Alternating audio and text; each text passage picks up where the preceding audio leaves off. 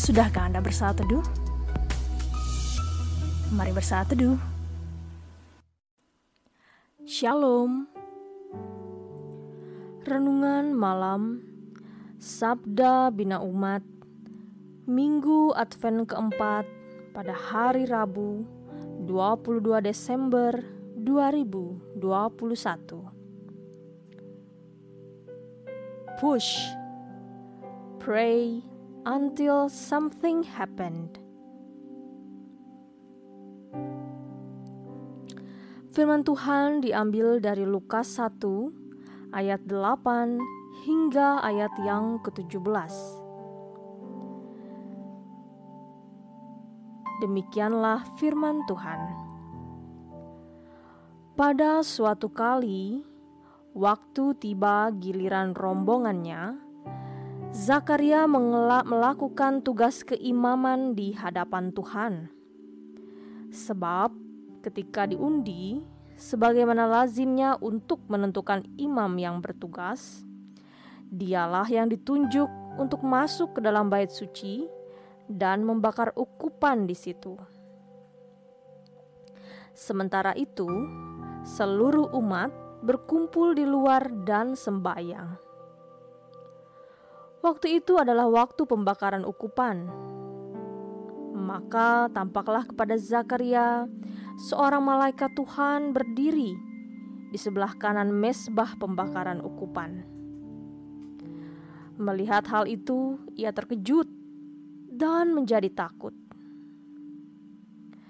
Tetapi malaikat itu berkata kepadanya, "Jangan takut, hai Zakaria, sebab doamu telah dikabulkan, dan Elisabet istrimu akan melahirkan seorang anak laki-laki bagimu, dan haruslah engkau menamai dia Yohanes. Engkau akan bersukacita dan bergembira, bahkan banyak orang akan bersukacita atas kelahirannya itu. Sebab ia akan besar di hadapan Tuhan, dan ia tidak akan minum anggur atau minuman keras. Dan ia akan penuh dengan Roh Kudus mulai dari rahim ibunya. Ia akan membuat banyak orang Israel berbalik kepada Tuhan Allah mereka. Dan ia akan berjalan mendahului Tuhan dalam roh dan kuasa Elia, untuk membuat hati bapa-bapa berbalik kepada anak-anaknya, dan hati orang-orang durhaka kepada pikiran orang-orang benar, dan dengan demikian menyiapkan bagi Tuhan suatu umat yang layak baginya." Demikianlah pembacaan firman Tuhan. Berbahagialah orang yang mendengarkan firman Tuhan, juga melakukannya. Amin.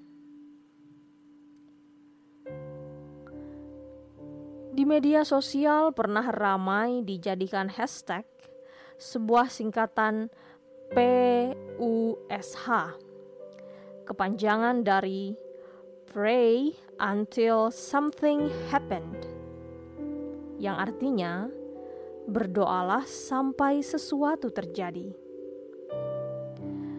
Tidak diketahui siapa yang pertama kali mencetuskannya, namun cukup menginspirasi banyak orang yang kemudian memakainya sebagai postingan dalam medsos mereka. Apa yang terpikir ketika membaca singkatan ini? Bagi saya, dia menegaskan dua hal. Pertama, saat kesulitan melanda, tekunlah dalam doa. Kedua, Tuhan pasti akan menjawab doa sesuai kehendaknya. Bacaan malam ini menunjukkan contoh buah ketekunan dalam berdoa. Diceritakan bahwa malaikat Tuhan berjumpa dengan Zakaria saat dia ditugaskan membakar ukupan dalam bait suci, dalam ayat 8 dan sampai ke 11. Malaikat Tuhan menyampaikan 3 hal. Yang pertama, Tuhan mengabulkan doa mereka. Elisabet akan mengandung seorang anak laki-laki yang harus dinamakan Yohanes. Dalam ayat yang ke-13. Yang kedua, kehadiran Yohanes akan membawa sukacita besar, bukan hanya untuk Zakaria dan Elisabet, tetapi juga bagi banyak orang. Dalam ayat 14 sampai 15. Dan yang ketiga, ia mengemban tugas mempersiapkan suatu umat yang layak bagi Tuhan. Dalam ayat 16 dan 17.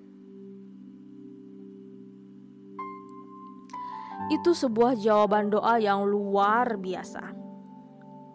Karena selain menjadi berkat bagi keluarga Zakaria, anaknya nanti juga menjadi berkat untuk orang banyak. Anak itu akan dipakai Tuhan menjadi alatnya yang membawa orang kembali kepadanya. Saudaraku, mari membawa dalam doa kesulitan dan pergumulan kita. Bertekunlah dalam doa. Jangan menyerah, kendati sepertinya doa kita belum dijawab.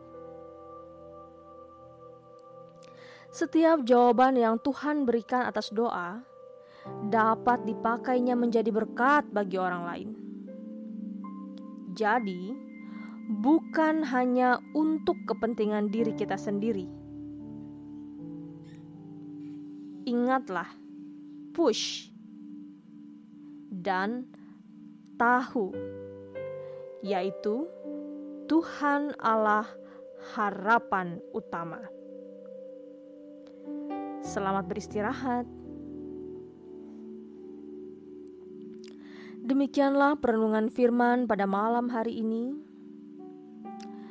Marilah kita bersama berdoa untuk mengakhiri renungan malam hari ini. Ya Tuhan, kami bersyukur dan menyerahkan kepadamu pergumulan yang terjadi. Mohon jawablah seturut kehendak-Mu. Amin.